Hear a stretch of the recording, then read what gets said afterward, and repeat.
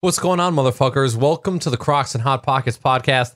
My name is Knackers, and today is Sunday, July 26th, 2020, and this is episode number 124. Tonight on the podcast, we have head bobbing, middle-aged stream, and dick sucking BishopGP. I was going to say drink sucking, but that wouldn't be any fun. Middle-aged stream, buddy. What's going on?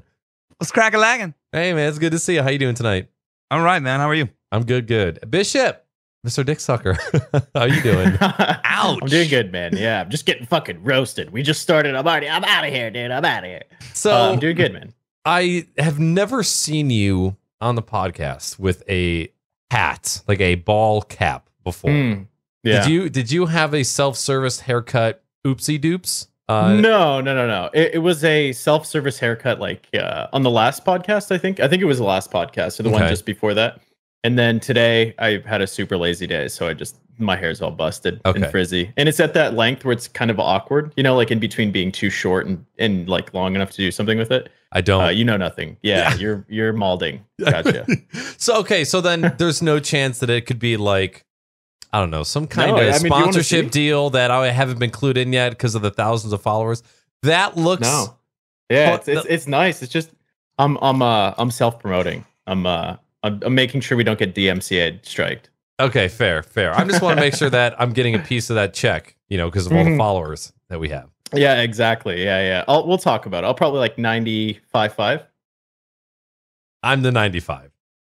No, I'm the 90. You guys are the 5s. oh, 5. Okay, I got you. Right. Yeah. 2 5s. Yeah. Fair enough. I didn't quite follow it first. So just a little bit of a disclaimer to everybody here. I am currently battling some sort of sickness. I don't know exactly what it is. It's not COVID. I can tell because your nose, you sound like you're underwater a little bit. Yeah, you sound a little more annoying than usual. My left nostril is currently plugged, but that's okay. We have a wide assortment of beverages ready to go. We have the lovely H2O. We've got a little bit of That'll clear you right up, baby. That'll clear you right up. Red wax whiskey? What you got? Maker's Mark. Okay. Okay. And then wow. To finish off, because we're trying to get real fucked up and I want to see demons, got some good old NyQuil for the end of the podcast. Yeah, NyQuil and whiskey is a good combination. And that is, in fact, that's a good recommendation. Anyone listening to the podcast right now, pour yourself a glass of both. Pour yourself a glass. Try a little NyQuil on the rocks, a little whiskey on the rocks, a little glug glug. No sarcasm. Can you bring those up either. higher? I'm glad that the audio listeners will not see anything that just happened. Don't worry, there'll be a gif of it. I'll make sure. Okay. But yeah, so I woke up with a sore throat on Saturday morning, and I kind of felt it coming on Friday, and it's pretty. For the most part, it's gone. But even when I start talking, I can feel that my throat is just tired from all of the 10-inch dongers that have seen my Adam's apple and back and forth. So if I seem a little bit less energetic, if I seem like I'm quite knackered, you know why. But it wasn't enough to keep me from doing the podcast, and I figured I could maybe just talk at the volume of a normal person, and I might not feel like I'm straining my voice so much. So I'm just gonna stay nice and close to the microphone. I'm gonna talk normal. Just don't ask me about two-factor authentication, and we'll be fine. Okay. That'll work. I really don't want to have that conversation tonight anyway. So I can avoid that conversation. What is two-factor authentication? Shut up. No. I don't use it. Don't get him started. I know. Today's the wrong day. What are you drinking tonight, middle-aged stream? I'm drinking my Bullet rye bourbon. Ooh. And I have my wife surprised me, and she ordered, I guess because at our grocery store, they just finally in stock, they put a bunch of craft beer that you could do for the curbside pickup. A lot of times they didn't. You'd have to go into the store, and we haven't been doing that, obviously. So I haven't been drinking much craft, but they just they had all this stuff, and there was a bunch of sour. So I'm drinking a Sierra Nevada Wild Little Thing, a slightly sour ale. It's pretty good. It's not bad. It's not sour it's not from Sierra Nevada. Yeah, I was surprised. It's actually not too bad though. And she got me a bunch of other ones too that were really good. This is probably the one that's my least favorite, but it's still good, you know. But yeah, nice. Okay. Little sour beer, a little whiskey, baby. Yeah. Bishy, I want to hear about this new microphone that you have, and then 2, I want to hear about what you're drinking. Hang on. Wait, new I mic? also before just 1 second. Yeah. I want to tell you, and I'm gonna tell everyone right now. I'm sorry to do this to you, Elliot, but his girlfriend had to write him a cheat sheet for what he's drinking. So he's holding it up because he wouldn't be able to remember and like even pronounce it himself. So Right. before you tell everyone, I just wanted to throw you under the bus, Right. and let everyone know I had insider information. I'm Right, sorry. right. I'm sorry, but I wanted the world to know. Right. Losegate. And yeah, to follow up with that, Jimmy, I think that the challenge too with the cheat sheet is that I can't read, so it's pretty much useless to me. Also, yes. Yeah, so I actually have no idea what it says at all. So there's a few letters, there's a spritz in there, orange vanilla. It's nice. I like how one of the few words that you did know about was spritz. Yeah, And that's when we're not talking about spirits, where did you learn about the word? Yeah, how did spritz? spritz become part of Elliot vernacular? It's a tactical call out in Fortnite. If you had won any games, you would know that, Knackers. Oh my god. Okay. Also, can we just say I'll also dab to that. Can we just admit that vernacular fucking roasted kid is that is a term that's like vernacular is fallopian tube for dudes. Like every time I hear that word, I think penis tube. And I can't ever get past that. Penis tube? You mean like a urethra? Yes, but you're vernacular. Mm. The word vernacular makes you think penis tube? Yes, because That sounds nothing like urethra. No, but That'd the be term like me saying- itself. The word? Yes, like when I hear that word, I always Vernacular. think, yes, I always You just Vernacular. thought of a penis tube. well right now, I'm trying 'cause I to said admit to you that I didn't know what it meant I'm for the seeing super lots of longest dicks. time. I'm seeing Yeah. lots of dicks right now. Yeah, exactly. I just think it's funny that just anything that you're not sure about, your brain just automatically goes to dicks. You're like No. that kid in that movie Superbad that has like the notebook full of dicks that he draws. I bet you had your own notebook. It sounds like a medical term for a body part of sorts. Do you consider a urethra a body part? It's part of your body.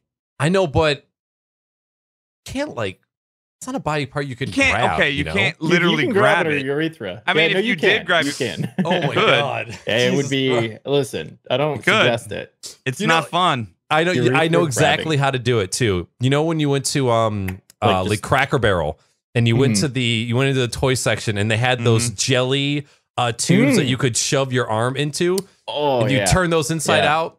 That's how you grab Uh-huh. your urethra right there. Just flip it inside out. Can I tell you a really a urethra story? Would you like to hear a urethra oh my story? god! I have a Yeah. urethra story. Yes. Isn't that what If this you care to podcast hear is it. all about? I'll try and keep it short. Okay, so when I was a young man, I was 19 years old actually.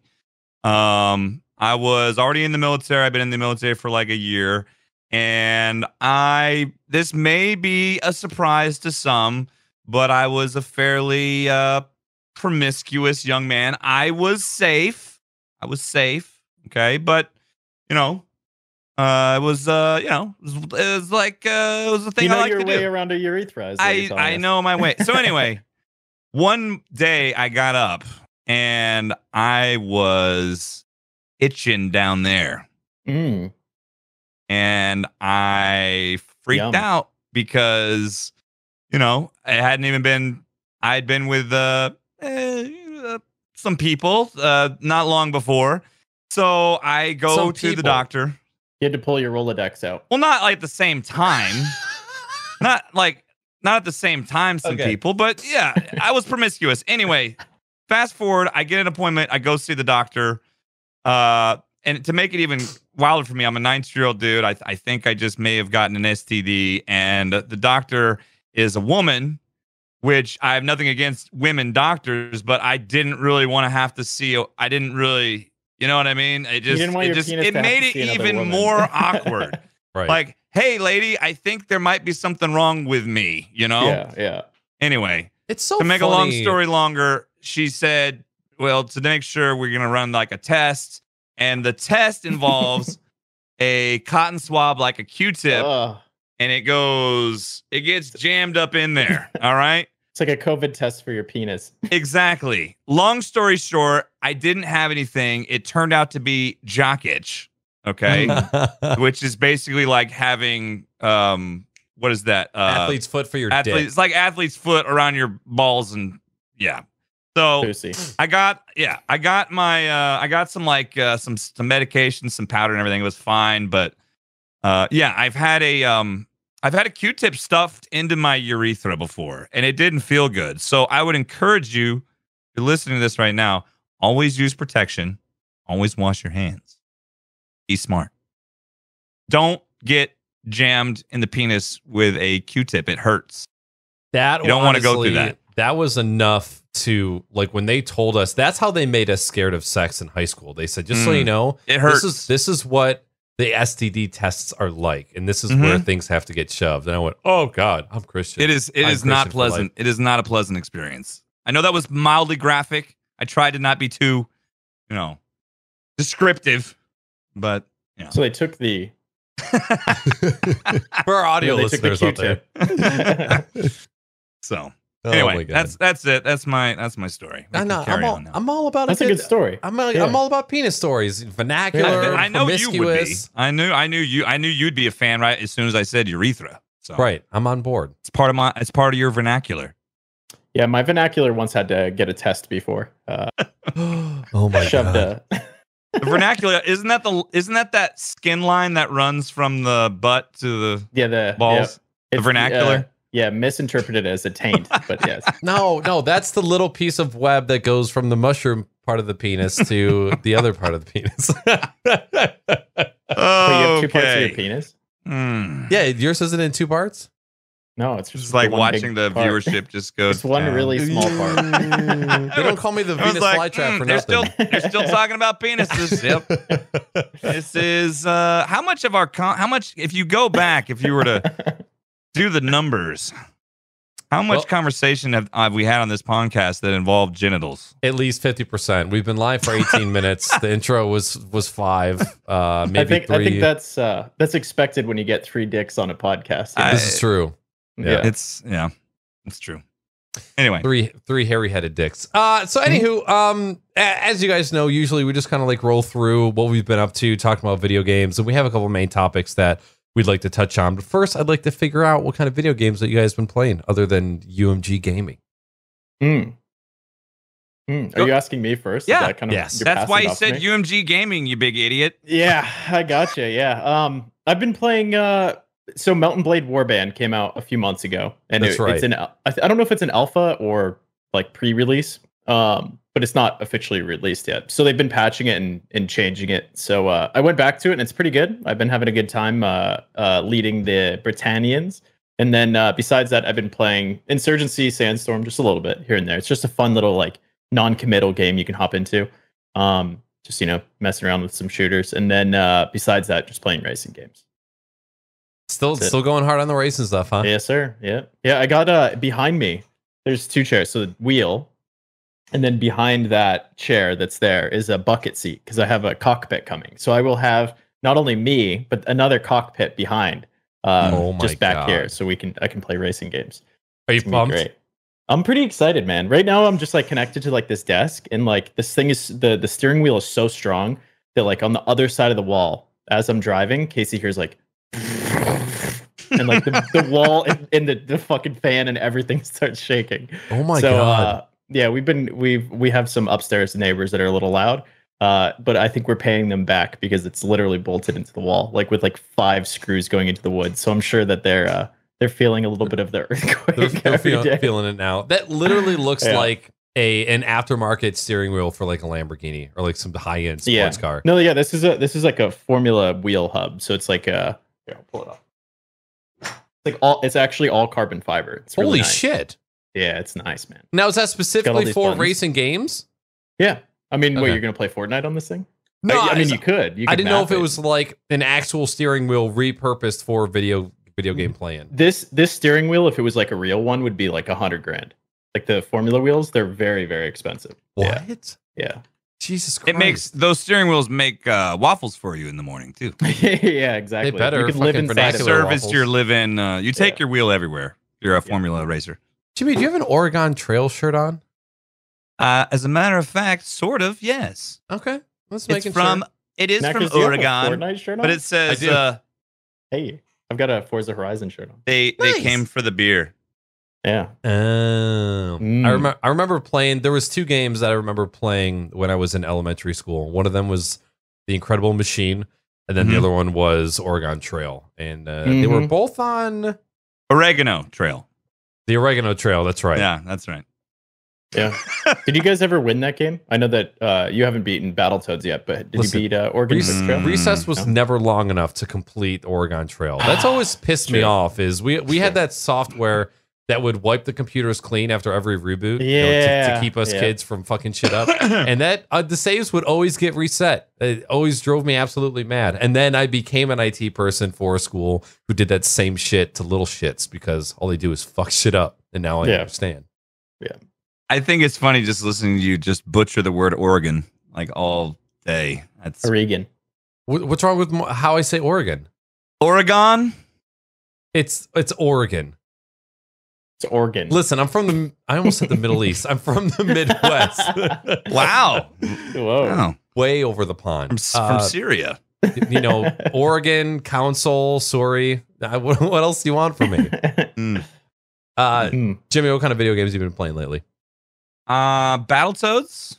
I've done 8 streams of Battletoads since we had our last podcast. I just started it. And I've played Darkest Dungeon on stream once. I'm gonna start getting back into that. And I've played Mario Party today, the originals. You were there. I played. My son wants to stream with me, and so we've been doing that. I try and stream with him once a week. Like Sunday is a great day for it, What alcoholic beverage would he be on the stream? Yeah, he'd be a corn dog. But no, I forgot how difficult the freaking AI was when we're talking Mario Party 1 and 2. Holy smokes, man. Relentless. We just got ravaged by. But then again, now when I think about it, when I played those games, I was usually playing with my friends. We had 4 Nintendo 64 controllers, and I was never really playing the AI that often. So I guess having not played the original ones in a while was a little jarring. I was like, oh my gosh, we have the CPU difficulty on easy. We're getting destroyed. Yeah, man. they don't miss, man. Holy smokes! And with those mini games, there's not a whole lot of room for error. No, so the NPCs are absolutely on point. They dumbed them down in later Mario parties for sure. And he's only played the more recent Mario parties, so he had never played the originals. And it was funny. He gave Mario Party 1 a rating of a 5 out of 10, and he gave Mario Party 2 a rating of 7 out of 10. Ooh. That was his final. When we played about an hour of each. We played, and that was his final rating. I was like, wow, man, that's pretty brutal compared to, but he just, it's different, man. It's a less forgiving game, than the more recent Mario Party games for sure. It was the original Battle Royale. It's way better though. Is. I mean, it really is. Those games, for whatever reason, just those mini games, the maps, and everything. I think there's some quality of life things that are great with the newer titles, but they just weren't as creative. I don't think those original Mario Party games were where it was at. I have a lot of great memories. Sucks my son didn't like it as much as the new ones because he's probably not gonna want to play those first 2. Maybe we'll try playing the third one and see how that goes. Honestly, I bought the most recent Mario Party for the Nintendo Switch, and I've never regretted a video game purchase more. And it stings extra because you can't return it. Yeah. And I just there's no fun playing video game Monopoly. The fun is the fucking mini games. That is the heart of Mario Party. So when you limit the game in its minigame fashion and then just completely like take out all of its support from underneath, and especially when you're online is an abysmal platform, you fucking ruined Mario Party. Yeah. Like I've never been so angry about like a game, and that was one of them where I should have looked into it before I bought it, but I'm like, there's no way they're gonna fuck up Mario Party. Mario Party is only one type of game. It's 20% Monopoly, 80% minigames. And what do you know? They fucked it up. Wow. Oh, and they fucked up the multiplayer too. They screwed that up. So yeah, they had a lot of they had a lot of opportunities to make that a really, really great game, and they shit the bed for sure. And I was disappointed. My son wanted it, so we ended up getting it for him, but he barely plays it. Yeah. He actually plays the ones that are on the Wii U are better than the one for the Switch, honestly. Yep. Yeah. There's a lot of stuff that was better on the Wii U. Yeah, too bad that was a failed system, essentially, you know? But were you emulating okay. it? Switch is great. Were you emulating it? Mm-hmm. Okay, cool. Yeah. What kind of controllers do you just use? The 8-bit Do? Yeah, I use the 8-bit Do, and I actually should have reconfigured them a little bit because the default config for that didn't work that well for the Z button, because it was like one of the shoulder buttons, which is not terrible, but I would have rather put it somewhere. I don't know. There is no other system that relies on the original shape of a controller like the Nintendo 64. Yeah, I mean, it's one of those things that I was even considering today. It's like, man, do I need to just buy a freaking USB N64 controller just for when I want to play those games? Because the truth is, when you use, like, I was using this, right? So, like, the way it's mapped, you have the analog stick, which would be in the center, right? The yellow arrows are this one, the right analog stick. Ooh. And then you had A button, or the green one button, red button here. These didn't really do any but things. Of course, the shoulder buttons, and then the Z was the L2. This was the Z. So in a way, it actually is kind of close. It's actually not terrible, but it wasn't the easiest. Wasn't the easiest either. So there's something about the travel with the original joystick on the N64, and like the resistance of the buttons that were on that controller that made it special, and especially when it came to Mario Party, I feel like it's the most prevalent with those types of games. Well, I found too, like, it's so much harder. I remember we got to a mini game today. You know those mini games on the controllers where you have to like go in circles? Yep. So I was like, I had to turn my controller. It was like this, you know, because how many controllers were broken for the N64 because of that game? The center analog stick. I know I broke one playing that game. I broke off it still worked, but like a whole section of the circle like just broke off. So it looked like a Pac-Man on my. So that was the controller that, like, whoever we didn't like the most, they got to use that controller. Bishop, were we so busy making fun of you for not being able to remember your drink that we didn't even give you a chance to say what the drink was? Oh, no. It was a Lillet Blanc Spritz with orange vanilla. I don't know how to say it. Oh my God. Lillet. Lillet. That sounds remember we had the whole spritz conversation? I think I was too busy at trying to make a joke about spritzing that I didn't listen to what you were actually saying. So that's my bad. You're trying to say you weren't paying attention? Yeah, you weren't paying attention. Listen, actors. Whoa. I was aware of the conversation that we were having, at least. Unlike you, who completely blacks out like for a whole 30 seconds. Wait. I didn't even realize you had nano leaves on your wall. Oh my God.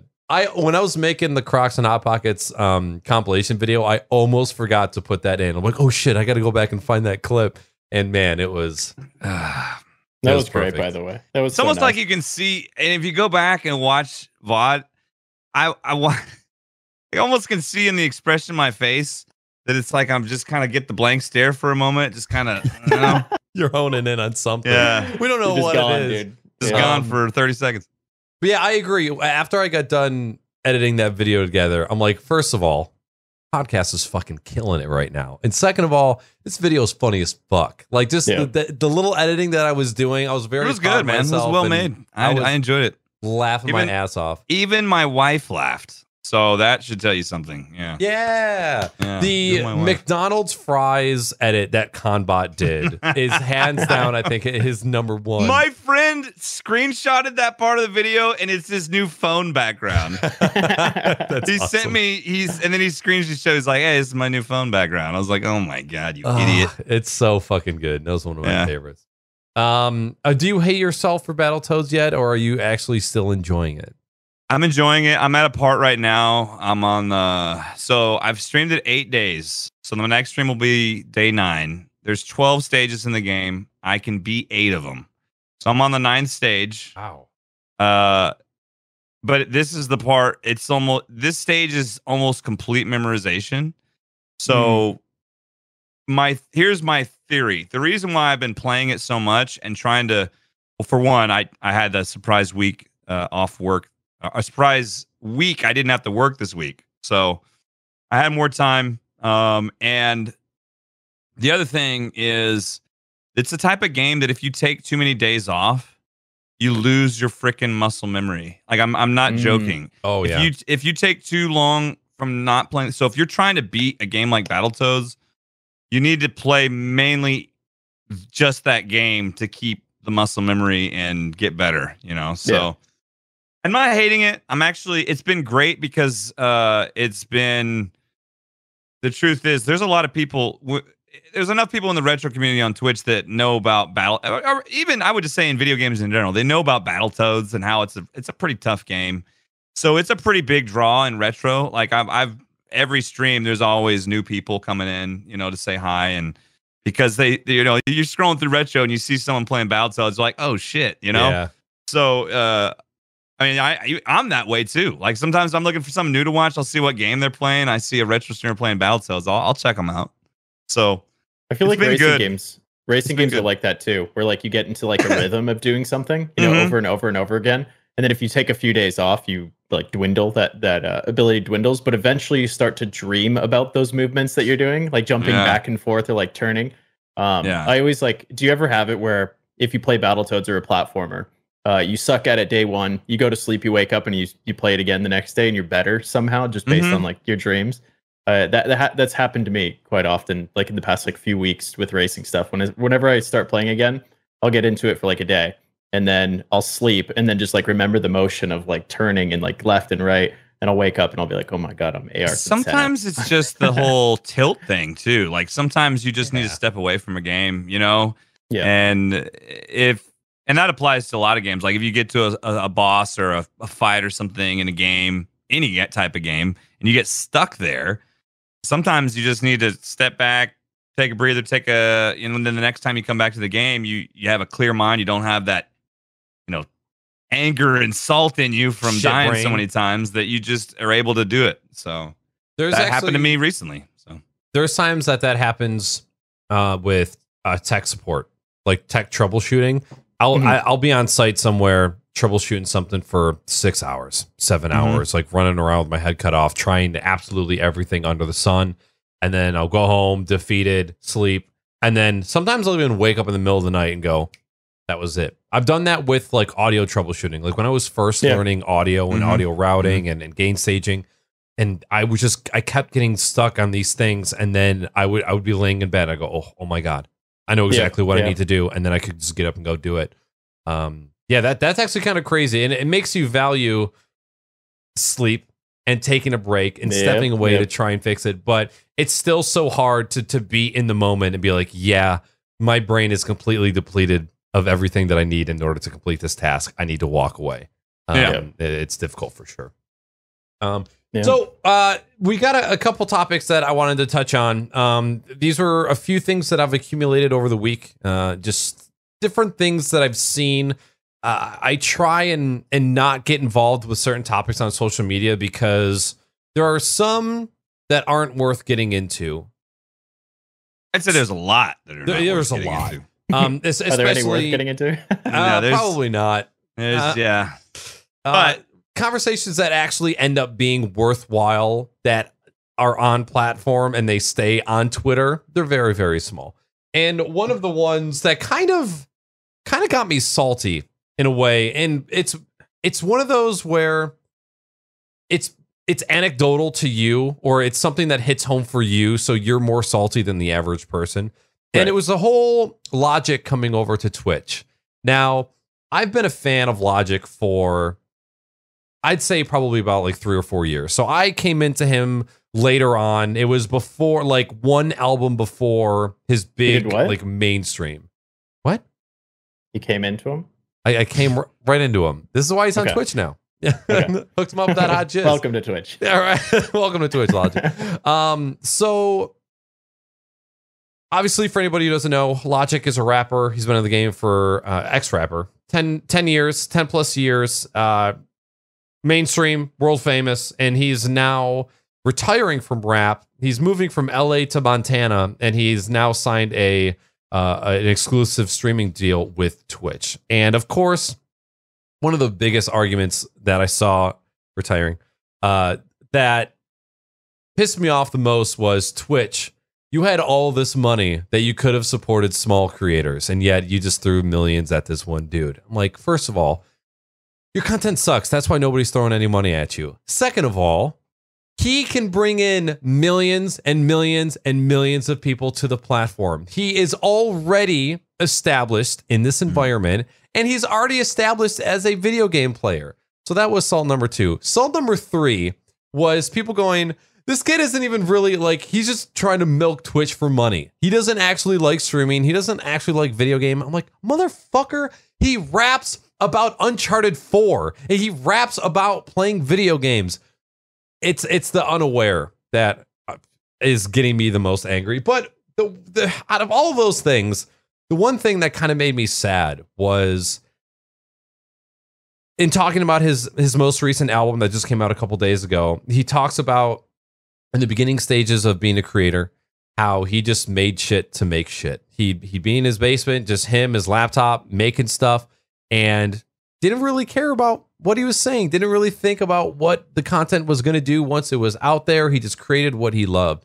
And then he talked about how he got to this point where you overthink absolutely everything that you're doing, everything that you're creating, because you don't know how it's going to be when it gets out there. There was him talking about him changing as a person over time. I'm like, man, I can't imagine getting to the point where you've been doing something for so long and you've been in the public eye for so long that you don't even want to do the thing that you love anymore because you're just so afraid of making the wrong thing and it hurting the wrong type of person.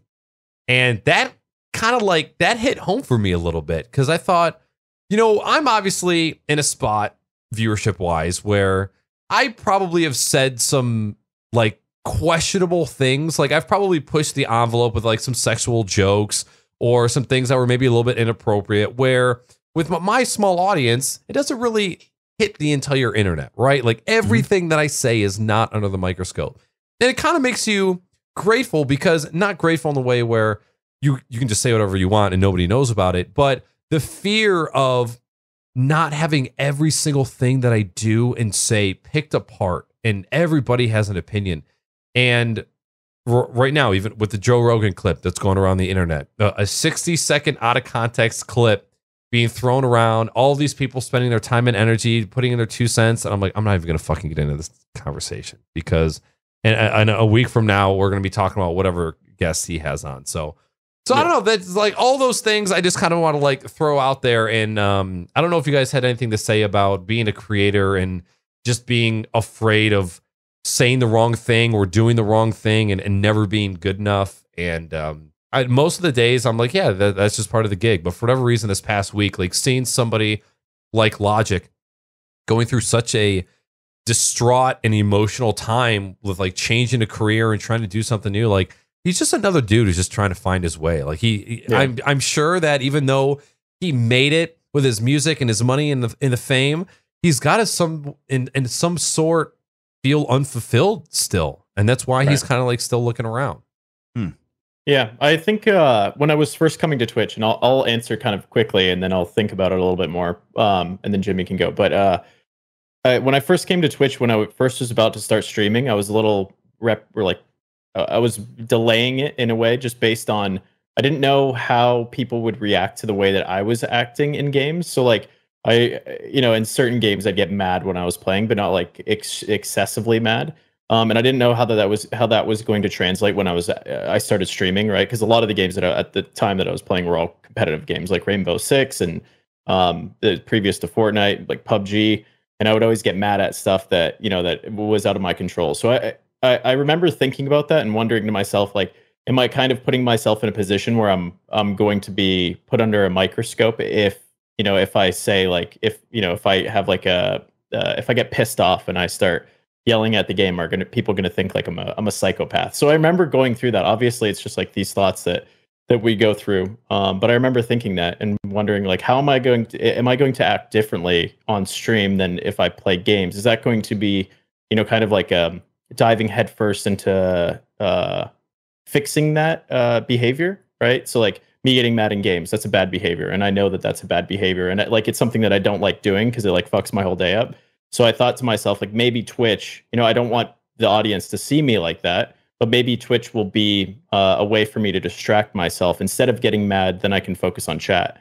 So it's interesting because it was a thought of mine. Like, I obviously, like, coming from like Instagram and other platforms, you only put out the best of you, right? You don't make mistakes on Instagram. Like, you don't post pictures that are in the moment. So I definitely thought about it, but I think now, to kind of go to the point that Logic was making, I believe he was making, is like sometimes you just kind of have to make your shit, and if people like it, they like it. And at the end of the day, like, people are going to judge you regardless. If you get to a certain scale, people are not going to like what you say, or they're going to take it out of context or think that you're being an idiot. But at the same time, it's like, I'm not really making content for those people. Like, why cater my content to a broad audience so they can accept it, rather than just being, authentic? And then if it hurts a few feelings, it's too fucking bad. Like, grow up, go find someone else to watch. Because I think that, like, not everyone needs to be the same shade. You know what I mean? Not everyone needs to be the exact same. So I think obviously it's a challenge, but once you kind of realize that, it kind of opens you up to just being like, ah, fuck it. I can be myself. I can be Asmongold or XQC or Mizkif, and no one's really going to give a shit at the end of the day. They're going to yell and cry and complain, but they're not the ones that are receiving positivity from my streams. The entertainment. So, well, it's a very real thing, and what you're talking about, like, for somebody like Logic, who is, even though I'm not like a listener, even I know who he is. I mean, like, even though I'm not a big Logic fan or listen to his music necessarily, but I know who he is, and it certainly scales. So that's a worry of, obviously, the larger of a, I guess, audience you have based on your platform. The more that's going to scale, where it doesn't matter what you say or what you do, you're going to be judged. I mean, some people are going to love you and some people are going to hate you. I mean, you can't just straddle the fence.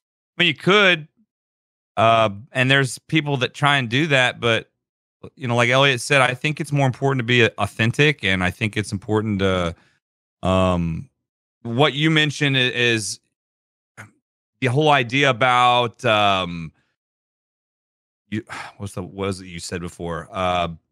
Content creators having to be responsible for what they say and do, those sorts of things. Right. That played a part in what, my decision to not stream with the webcam anymore. You know what I mean? And with the idea that in the back of my mind, I know that I say some stupid stuff, and it's part of it's a shtick. A lot of time I'm just being sarcastic, or just, Sure. I'm not being intentional. If I tell somebody to go eat a shit sandwich, I don't actually want them to. I have a scene that, I order them and deliver them a shit sandwich. So it's just kind of a joke, but you do stupid stuff. And if it can be so easy to be taken out of context when, especially in a stream, with hours of live stream content, and a lot of stuff is literally stream of consciousness for the streamer or the creator, just thinking stuff on the fly, and for you to think that maybe you're not going to say something stupid that could piss someone off out of context is silly. Because I know I've done it, and it's something that I've tried to be aware of. But I guess to end this up, I think it's just important to be who you are, and and let everyone else kind of sort it out. If someone likes your content, they're going to come watch you. If they don't, they don't. It's not for everyone. And this sort of thing's been going on since the days of TV and music. Or there's things you can say or do that can make or break you. Right. Recent example. The music band, the Dixie Chicks. Right. They just came back, rebranded as the Chicks. And they hadn't put out an album in many years. What you may not know, and I know this because I was, let's say not directly involved, but indirectly involved. They were not in support of the war in Iraq, and kind of came out and made a statement against George Bush during that time. Oh, and of course, I was a soldier. Yeah, their popularity took a freaking nosedive, and they didn't do concerts or put out any new albums for years after that. Like, it was a PR nightmare because people were just eating them alive for their stance on that. Now, if you look back in hindsight, the Iraq war was, and I was someone who was there, was a complete fucking disaster, for the United States and our soldiers. So they ended up on the right side of history, but in the moment, the jury of the public opinion crucified them. And, people were talking about how they were unpatriotic. There were all these things. And I know that's a larger example, but it's the same principle. I'm much more impressed with those people that are willing to stand by their principles, even if they're not what's necessarily embraced by the majority. Yeah. I can another big one, Taylor Swift, and she's been very outspoken, and she's going to sell millions of records. She's not going to have to do any of that, but she's been very outspoken about what her beliefs are in these last couple of years. And I actually have a lot of respect. I have never bought a Taylor Swift album. I could not even tell you 4 or 5 Taylor Swift songs, but I can tell you this. She's got a lot of people that listen to her, you know? Yeah. And so that's a lot of influence. And I think that's kind of cool that if you believe in something and you want to stand up for it, I think that's fine for a creator to use that influence to say, hey, this is what I believe, and she gets plenty of people that shit on her for it, but whatever. Fuck them, yeah, dude. Fuck them, right? Fuck them, dude. Yeah. If do you, either of you ever worry about? And Bishop, I don't really know about your stance on streaming ever again. I'm kind of talking about specifically streaming. Do you fear the time where you would just not want to do this anymore because of things like Twitch clips and live stream fails, where it's nothing but out of context stuff? I wonder if we had consistent high definition video of what went on at rock and roll concerts in the 70s. Do you think as many people would be rock stars if all of that shit was documented? Probably not. No.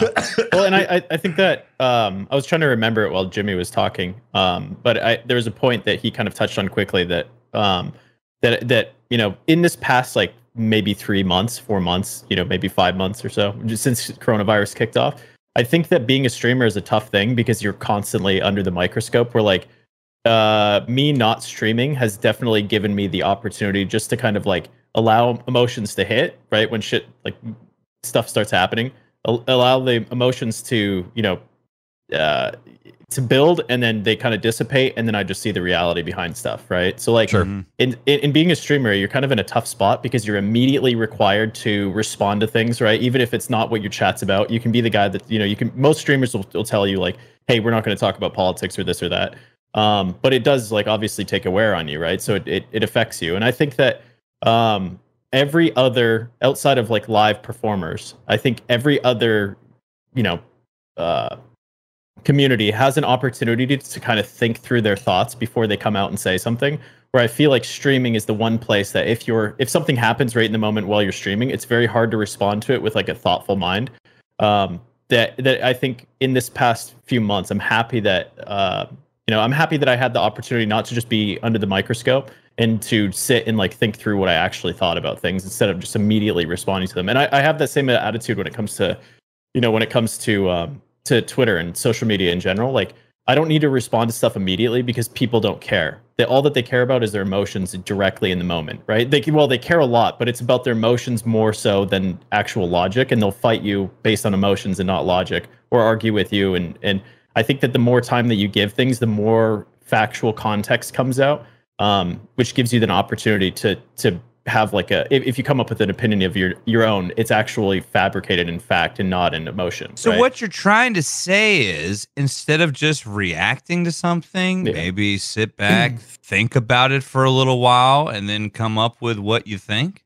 That is a crazy idea, Jimmy. It's so weird. I don't think I've ever heard that before. Yeah, I don't think that. I feel like most people don't do that nowadays. You're right. You're 100% correct. People are very especially on social media. And some people just do that just to drive clicks and metrics. Yeah. They intentionally go out and antagonize others, or will say something in order to drive. I mean, it's a game, and whatever. Yeah, some people make a living doing that sort of thing, I guess. Yeah. That's not obviously for me. News channels. Yeah, right. What? You kind of just made me think, like, that's kind of what I try and do with this podcast. Is like throughout the weeks, I make note of certain conversations that I have on Twitter, and I go, okay, well, instead of putting all of my energy into arguing with random emotional people through text. How about I just take the next couple days or week, collect my thoughts, and then have an open conversation with people that I respect and know that respect me. And not to mention the forum. I mean, right? You can't do it in 144 characters. You just can't. You can't. It's really, unless you want to use a bunch, and then it turns into a dang paragraph. So. Right, and then you got different people responding to different parts of that thread, and it's just oh my god, no. Yeah. So it's definitely still hard. I still catch myself. Still hard. Vernacular. Vernacular. Oh, you're stupid. Oh. Go get the cane. There was Queenie. Go get the cane and pull him off the side of the stage. Recently, there was every once in a while, I will search for people who need help on Twitter regarding the streaming space. Like if I see somebody that I follow responding to somebody with a tech support question or just a general question, I always try and just give my... Dude, you're like the State Farm person that just pops up in the backseat of the car. I see that shit because, that's how Twitter, the algorithm that Twitter has now, you see people's conversations way more than you used to. Right. I didn't never used to see those things, but now, and most of the time, they actually annoy me because I don't give a shit about the conversations most. But I do actually see you jumping in when people have tech questions, and you're like, actually, I can help you out. And then you'll do like a 5-part video. And I'm like, I'm pretty sure you're on your way to work. Are you just stopping to like send videos off to random people on the internet just because? Oh, okay. I have done that. Like I have pulled over. Like I got to get this right now. There was somebody who was complaining that Twitch was paying them less than what they actually earned in a month's time. And I tried to shed some light on how the Twitch payout system works, what the date ranges work, and what the net payout was. And I just responded with just general information. And he goes, yeah, thanks. I've been an affiliate for this amount of time. I know how the payout system works. I probably typed up like 4 irrational, mean responses, and I just went, you know what? No. And so I deleted it, and then I just responded with a GIF with somebody going, it's going to be okay, with like a pat on the back. More like a passive aggressive. But I would have responded with a thumbs up. Like, the internet kid. Well, you know how it's working, so why are you bitching? Okay. Right. And I'm like, what I wanted to say is, obviously you don't know how it works because you're the only person that's complaining about getting paid less than you're actually supposed to. So whether he was out of country, taxes, fees, net payout, there's whatever. A million, depending on where you live, your payout could be less, obviously. Right. Even within the United States, based on tax laws. So. Yep. And I just remember going, all right, just breathe. And that was one of the times I remember going, you don't need to. You did what you needed to do. You offered up the information. Now just move on, because that person is never going to be satisfied with They're not going to be no knackers or BishopGP back when BishopGP was streaming. Right. Like a real badass. Well, I appreciate your guys' insight on that because I don't know, for whatever reason, even though Logic isn't going anywhere, he's now. That'd be illogical. It would be. He's even more involved in the space that I'm involved. You didn't even fucking crack a smile, Bishop. Damn, man, that was good. He's pulling a Jimmy right now. He's not listening. He's not listening. He's not paying attention, is he? Yeah, he's not.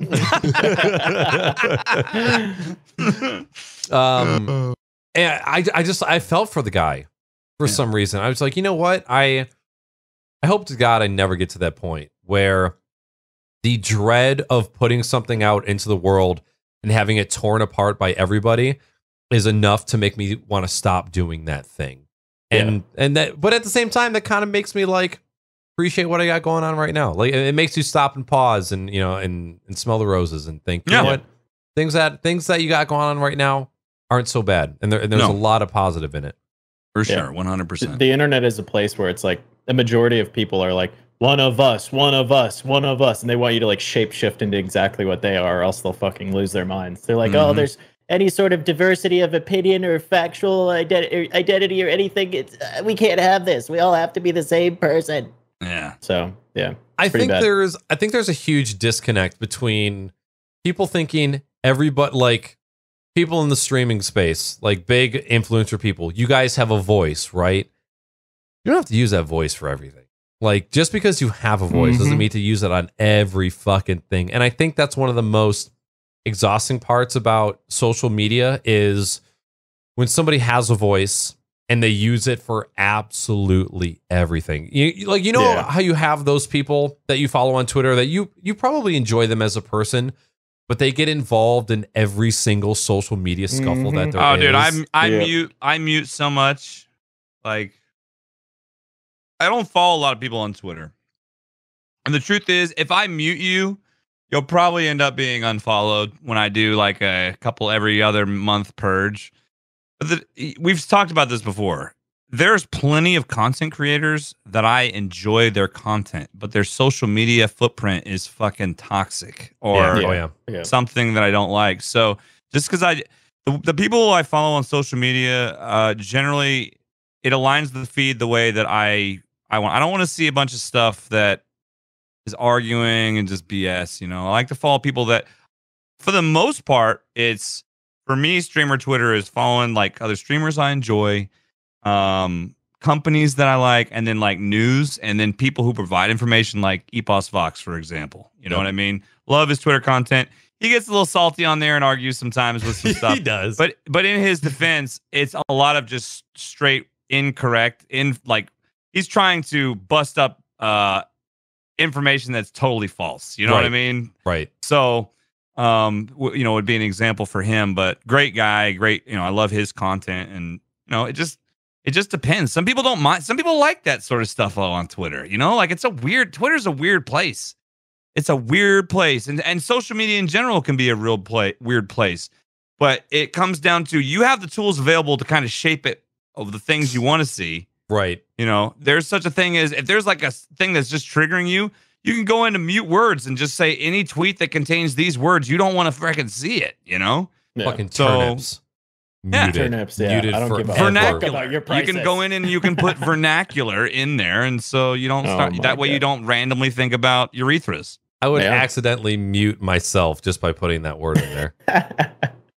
So, but anyway, no, dude, it's cool, man. That kind of migrates into one of our next points. They actually kind of our two next points kind of melt together a little bit. We're kind of the halfway point. Can I refill? Yes, you may. Is that okay? Yep. As long as you don't listen to us while you're up walking around. I will. I tell you what. I'm gonna leave my phone right here. Wow. Why is it flashing? He just got that was the IR sensor. He must have just got a notification. Oh.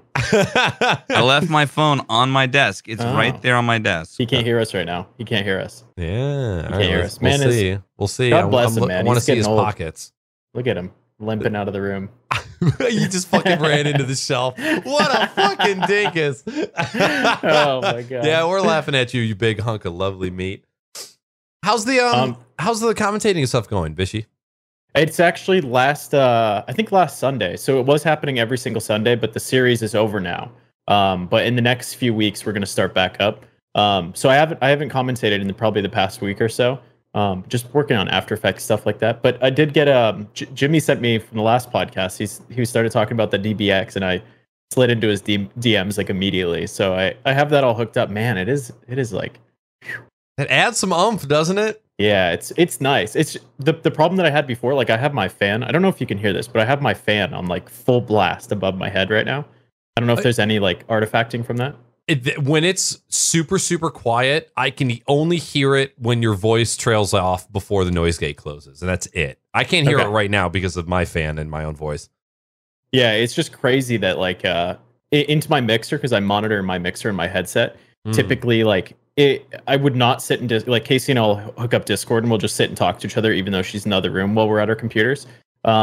And I couldn't stand like the sound of the room behind me and like the creak of my chair and everything like that. So like it's definitely solved that, but it also makes the mic sound nice, you know? Oh yeah. And you were talking about, I'm just, you're still listening. You were before the show, you were talking about how you had gotten a newer mic and that you had piped it through the DBX, but that's not what you're using now. You're just using your regular mic. So this is the NT1A. It's a Rode microphone. But Casey off of Amazon, she ordered a Neewer, Neewer, a shotgun mic. It was $25.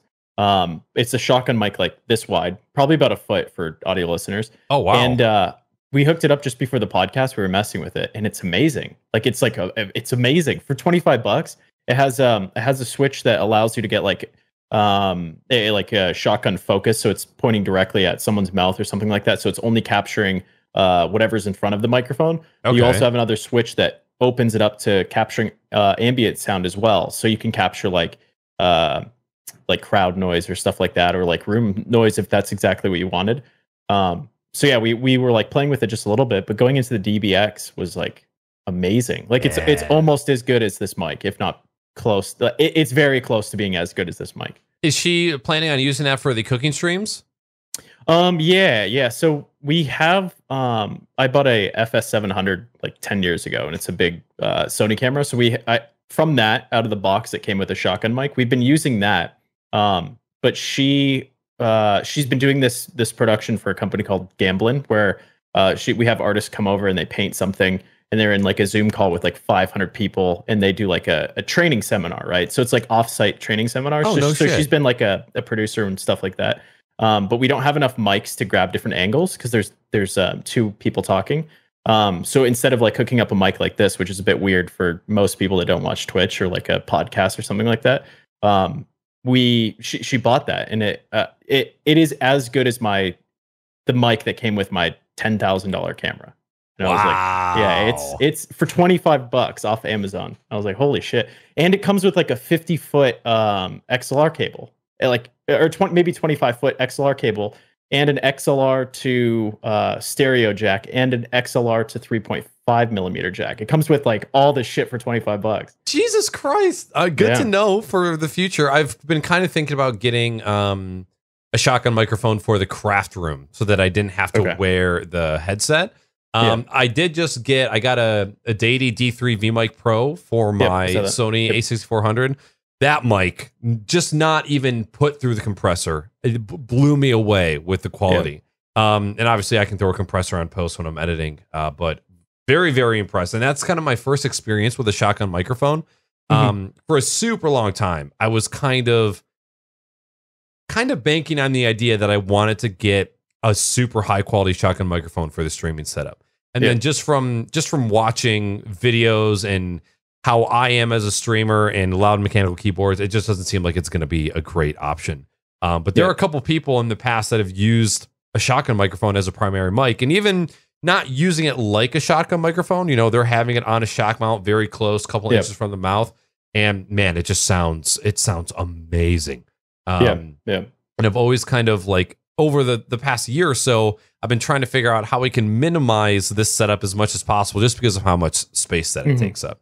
But yeah, shotgun mics are super fucking cool. That's awesome that you guys got some new hardware to play with, and especially the DBX, man. I've been a dude. That thing's it's badass. Yeah. There's a reason I have one of them's dead now, but there's a reason I have two of them now. And because even when I'm using my the headset microphone, like the little lav microphone that hangs, it the quality that it brings in is just like unprecedented. Like I don't know of any other hardware at that price point that comes with the noise gate and the de-esser and the tube band EQ as well, that brings so much value to the table. So like whenever somebody asks me like, hey, I'm looking to step up, I've already got an XLR microphone. I'm like, well, look, if you don't want to spend, like, you can get the Go XLR with, $250, but if you're not looking to get all the bells and whistles and you're just looking to, get something else in there, fuck around with the DBX, man. And you'll learn something too, just from buying it and setting it up.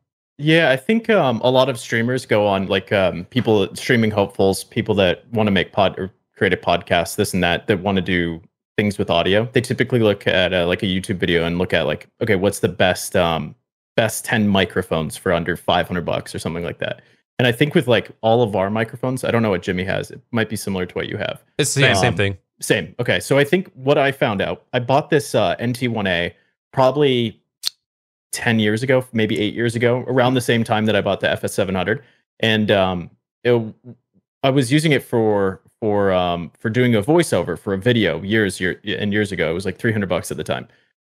And I used it with just a basic audio interface, like I think it's a Red Scarlet. I had one from a different brand, but ultimately just a XLR to USB adapter for your computer. And what I think what people don't realize is that with these really expensive, right, relatively expensive, like $200 to $500 range professional XLR microphones, is that they don't work without better audio equipment and hardware behind them. Like they are okay, but they're actually not as good as like some of the out of the box products. Like a Snowball could be better than this NT1A if you don't have the right hardware plugged into it. So like I used it a few times for audio, but I realized it was peaking. The audio levels sound terrible. There was a ton of noise. So I put it away in the closet after, for maybe 2, 3, 4 years. Ended up pulling it back out because I was like, oh, I have a microphone. It's okay. It was like $300 at the time. And I knew nothing about it. I bought a mixer, plugged it in, and I was like, holy fuck, this is amazing. Like with the compressor, this is amazing. This sounds so much better. And that's what I was using for the past, 4 years or so. And it just completely changed it. But after getting the DBX and then plugging that into the mixer, so it's microphone, the NT1A, into a DBX, into a mixer, I'm like, holy fuck, what was I thinking? I bought this really expensive microphone when I literally could have bought a piece of shit with a DBX and a mixer, right? If I had a $400 budget at the time, I could have bought the hardware on the first mile, like the mixer and the DBX, and bought a cheaper microphone at the time, and it would have sounded 10 times better than just putting all the money into the microphone. So now that I know that, I will definitely recommend a DBX, and even like that $25 newer sounds just as good as this mic hooked up properly, like with XLR into the DBX with the settings set right. It is the DBX is nice. Is a fantastic piece of equipment. Like I said, the only reason there was no reason for me to keep a DBX with a Go XLR because the Go XLR could do all the same functions just as well. But the one thing I miss is having the real-time knobs on the analog knobs, because a lot of it's still software based to the Go XLR. There's some knobs and stuff that you can control, but like the EQ and all that stuff you have to do through the software, Yeah. It's the Go XLR, something I found out recently because of Casey, is that the Go XLR is hardware that's controlled by software. Correct. Yep. Yep. Yeah. All of the processing is still done on a hardware basis. Yep. Yeah, and which is crazy too. Thanks for the backup on that one, Knackers. Yeah, I got you, BB. I got you. When I was talking with Kick Tripod last week, and we were talking about the DBX, and I remember the first time that I opened it up and to see how small the actual PCB of the DBX is. It's like, holy shit, there actually isn't a whole lot that's going on in here, like size wise, but obviously there's a lot of shit that's going on. Yeah, lots of girth. Yeah, but so much girth. So now that Jimmy has returned from his large, massive shit. No, I'm sorry. No, my son, I go downstairs and he was about to burn some. I had to watch him do popcorn. He's burned microwave popcorn like 3 times. I didn't want to smell burnt fucking popcorn. You're over it at this point, huh? So I was like, I will make the popcorn. And he just stood there waiting for the popcorn to be popped. Man, I have not had microwave popcorn in since he goes through like 3 or 4 bags a week. Oh my God. He loves popcorn. Like he loves it. That's one of the few things. That's his favorite evening snack. He will eat a bag of popcorn. Get a bag of popcorn. To kettle corn? Has he tried kettle corn He before? doesn't. He likes the butter popcorn. My wife loves kettle corn. I love kettle corn as well. He'll eat it, but he likes butter popcorn more than kettle. My man. He's a picky eater, right? He doesn't like too many things. Okay. So we're like, all right, kid, there's way worse things you can be eating than popcorn. Here, I'll make you some popcorn, you know? So the next topic that I want to get into, and these are kind of two in the same. I had them as separate points because I had written them down at two separate instances, but they're kind of the same. Streamers and their moral obligations, and then streamers as role models. So my first question is, and I'll stick to the latter point first because I'm more curious about this one. Through all of the Me Too movement that vibrated throughout the entire gaming industry, and all of Hollywood as well, we had this very large voice saying, streamers, nobody should be looking up to streamers as role models. Nobody should be looking up to you as like an influence, like somebody who should be doing good. They're not somebody that are going to have the best advice for people who are up and coming. And I really don't know how I felt about that because... I'm sorry, can I interrupt? Yeah. Do you mean role models for other streamers? In general. Just role models in general. In general. Like, people should not be looking up to streamers as role models, like across the board. And in my mind, there are plenty of people who are great, genuine, heartfelt, empathic, and compassionate people that absolutely should be role models. And I kind of had trouble because, yes, there's so many people who should not be on that pedestal. And I think what people were trying to say was nobody should be putting these streamers on pedestals. They are just normal people, just like everybody else. But a lot of people get put on pedestals for reasons, right? Whether it's because they have a good moral compass, or, you know, they give good advice, or, you know, they're pretty intellectual. So I wanted to know what you guys kind of thought about that. Like, what you thought about the stance that people should not be looking up to streamers. You should not, that should not be like the goal. I actually immediately know what I want to say to this. And mine is going to be kind of short too. Because this is a conversation that I've had in the past with regarding role models. So when we say the word role, or when we say role model, that basically means somebody that you look up to, somebody you admire, somebody that you think that is somebody that is a genuine or good person. I would imagine most people's role models are not, unless you're messed up in the head, like somebody like Jeffrey Dahmer. You know, I mean, you know what I mean? A role model of I'm just trying to outline what the definition of role model. I did say this was going to be short. I lied. What I had the conversation before. Everyone gets titles. Like, I have a title as a teacher. I have a title as a coach. I'm a husband. I'm a father. I'm a brother. My best friend. Yeah. Everybody's got titles, right? Being a teacher does not make me a role model. Even though that's something that I think a lot of people think that teachers should be role models. They should be, but not all teachers are good role models, unfortunately. You know what I mean?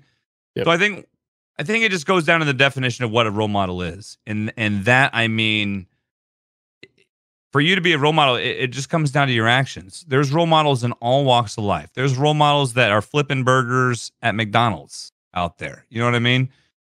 Super positive people that are doing everything that they can to just do right. I think it doesn't matter what the occupation is. You can be a role model no matter what you are doing in your life. Yep. You can be a role model. And I firmly believe that. And I think that we need to get away from this idea that you have to be a certain way to be a role model. I think that's silly. You know, I think that role models, just like it come in all shapes and sizes.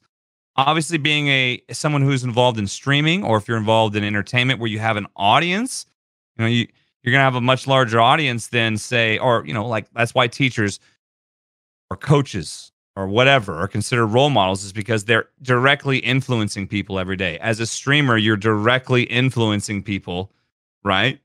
So in that regard, I think that's where this whole question comes from. But the truth is, when someone inspires you, when somebody walks in a room and just says or does something. I've been inspired by all kinds of different people from all different walks of life. So, there are certain avenues absolutely where you're more likely to perhaps be a role model, but shit, man, I think it shouldn't really matter. I think if you're doing right, it doesn't matter what you're doing. And I guess that's my 2.5 cents. Yeah, I think that your point basically covers exactly what I was going to say. It's just you don't want it's just dependent on how much of a role model that person is. Like if my role model for racing is some guy that is the fastest guy on the track, but the biggest piece of shit in real life, maybe I should reconsider why I'm considering him a role model. Maybe I shouldn't model my entire life around that person. And I think the same thing goes to say, like, it goes the same way, on streaming. Like maybe, I want to be, a big streamer and I look up to some of the big streamers, but maybe I don't want to replicate their entire lives. Like maybe I'm influenced by Asmongold, but I don't want to live with packages of shit around me all over the place for 20 years and it's smelling like trash. Cockroaches like nothing against and Asmon, Twinkie but boxes. and I think that he would totally agree with me, right? It's like you can model your, part of your entertainment around him, right? And what he does, and you want to be a role model in some game and be a voice and someone that knows a lot about the game. But like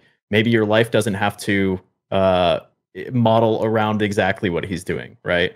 So I think you have to take it one step at a time. I think saying that like that streamers shouldn't be role models is kind of dumb because you have an influence at the end of the day, right? And you have to understand that like you have some sort of responsibility for like people that are listening to you. Like if I'm a 10K Andy and people are sitting and watching my stream every day, and then I'm like, hey, I want all of you guys to go out and rob a store, right? Like there's a moral obligation that I have to like prevent people from doing that, because realistically someone might end up doing something stupid based on that. Or if like I'm a streamer and I'm going through just chatting and I'm making Can I interrupt you briefly? Yeah. The only reason why I asked is because you brought up something that happened yesterday.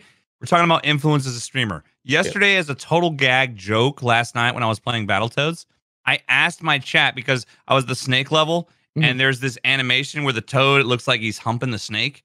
And we got into this whole conversation about the sequel to Battletoads that Rare is supposedly working on needs to include snake humps. So I told my chat, get on Twitter right now. Let's get snake humping. Like we had all these tweets going at Rare about getting snake and like with GIFs and animations of making sure snake humping is staying in the next Battletoads. So it was kind of a harmless, fun sort of joke that I was, but if you have enough people, if you have a large audience, you could easily make a splash with, Rare, they're going to come in. They're probably their PR person's off. They're going to come in on Monday. The Rare PR person's be like, snake humping. What the hell? You know what I mean? What the fuck is this? Yeah. It'll be great. But imagine if that was a few thousand tweets. Yeah. Right. Yeah. You know what I mean? That's trending. That's trending on Twitter right there. Think about it. Yeah. I think what it comes back to is it's like you don't want to. You need to understand that you have some sort of authority when people are following you for your content. But I think at the same time, to kind of play devil's advocate, you shouldn't, just because you are a streamer with a big audience, you shouldn't feel like you need to be a role model. You know what I mean? Right. Like you can feel like you can be a role model in certain standpoints, but like if there is something that is negatively affecting you, like if I'm a professional player and I'm playing a game for 16 hours a day, maybe emotionally speaking, I'm not feeling great, right? Or like I'm sacrificing a part of my life to play professionally. And then if I vocalize that to my audience and I say, hey, like, this is the shit that I'm missing out on, then it makes it clear. Like, obviously, if you want to do this and you want to replicate my life, then you can do that. But there are negative consequences that come with it. But I also feel like it depends on the person, right? Like being a role model, sure, people will look up to you. But, some people, they jump on the wagon of wanting to be a role model or wanting to be, it goes back to your point earlier about being vocal on Twitter about every news headline that pops up. Like sometimes it's better to just shut the fuck up and just like let it play out and understand it a little bit better. Maybe you can't provide enough detail to something or any further detail that your opinion does nothing to help the cause or to hurt, like it could potentially hurt the cause by stating something. So I think it comes back to like just understanding yourself and understanding what people are coming to your channel to to understand. But I think that putting the pressure on the streamers to be like these to be role models or to be paragons of virtue. Yeah, paragons of virtue is ridiculous. It's just as ridiculous, right? So I think the last few podcasts I mentioned, like staying away from extremes, and I think it comes back to that. Like it's individual. Like if Knackers is someone in the tech side of the world, and he starts telling people to buy an $8,000 fucking camera for his stream because it'll help your stream become massive and great, and here's all the things that you need to do to become the best streamer in the world. I think that that's like disingenuous, right? So Sure. Leading down those channels, you have to understand that your influence has impact, and sometimes it's better not to do anything.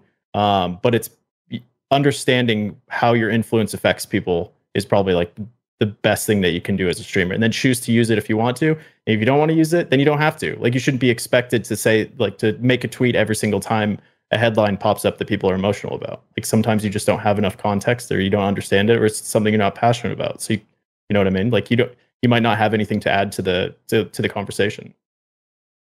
Well, and to put that into context of like streaming, the streaming world, yep, and influence. I recently, within the last couple months, actually, I removed all goals, like visual goals from my stream, like sub goal, bit goal, all that. I only had it on one scene, my bar scene, but I just took it off. And I think that ultimately the decision came to me is like, people know if they want to drop bits, they'll drop bits. If they want to drop a sub, they'll drop a sub. Like I don't need a visual representation of that anymore on my stream. I'm not saying it's you shouldn't do it. I mean, it's all contingent on the individual, right? But I think for my own content, and I mean, honestly, I kind of didn't think about it a whole lot until you had done that or done something similar where you really kind of minimized your stream. And my intention, and when I did this was really when COVID was starting, right? And my intention was I didn't want anyone to come into my channel and see a visual, anything that made them think, oh, well, I have to do this. You know what I mean? Yeah. So I just took it out. And the ironic thing is, since I've taken it out, it's actually been higher than ever. Great, yeah. So so I don't know. I'm not even sure the point I was getting at. I think the point being is influence as a streamer, you do have that, and you should be responsible with it, but there shouldn't be any expectation for streamers to necessarily be role models. Absolutely. There shouldn't be an expectation. Are some of them role models? Sure. But I mean, Michael Vick could be my role model to play football, but maybe not. Maybe not in raising animals. So that's kind of my point. Isn't that so isn't that so contradictory to be like, oh, well, I really look up to this person because they do really well at this one thing, but they're kind of a piece of shit. And I feel like that's kind of a common theme. I mean, I don't think a lot of people know that people are pieces of shit until these stories come out and then illuminate that they're pieces of shit. It's okay. It goes back to the whole conversation we talked about before, being able to separate the art from the artist. You know what I mean? Right. Like, is Michael Jackson a role model? Allegedly. For some. Maybe. Yeah. But did he possibly do some bad things with little kids? Maybe. I don't know. Yeah. I don't know. Possibly. See, I'm kind of at that. I'm at that crossroads right now because I think it all depends on how that affects you personally. Oh, absolutely. It's not a cut and dry for everyone. Right. There's an artist. Go ahead. I'm just saying this is a thing that I'm using big name examples. I could have said Cosby. I could have said whoever. You know what I mean? There's I don't even know how to put this in words. I think separating the art and the artist is the point that you're trying to make. Like you can model yourself after the art that they create, but like maybe not. But you don't, not the person. Exactly. Yes. That's where I was going. Okay, yes. I got what you're saying. So not like, as a consumer. I think that Bill Cosby was one of the funniest dudes ever? Absolutely. Is he a 100% piece of shit rapist? Absolutely. Yeah. Those two things can both be true. You know. Yeah. You don't need to be a date rapist to be a good comedian. You don't have. Exactly. Right. I mean, it's one of those things that you have to decide. Michael Jackson's one of the greatest pop singers of all time. Did he possibly diddle little boys? It's possible. Does that mean that he wasn't one of the greatest pop singers? No. I'm just, the point is, people put, going back to the whole pedestal conversation, you can appreciate what someone has done, and what they, not necessarily what they stand for, but like what they can be a role model to you in the sense that a goal you want to achieve, not doing the things that they do necessarily outside of that. I think it's okay. I think I kind of struggle with that because even as of recently, there is a massive electronic artist, Bass Nectar, who has been around since the beginning of dubstep here in the United States. And Me Too movement fucking hit him like a tsunami. So not only was he just a huge piece of shit with manipulating people out of business ventures and like taking huge cuts and using people's naivety. Naivete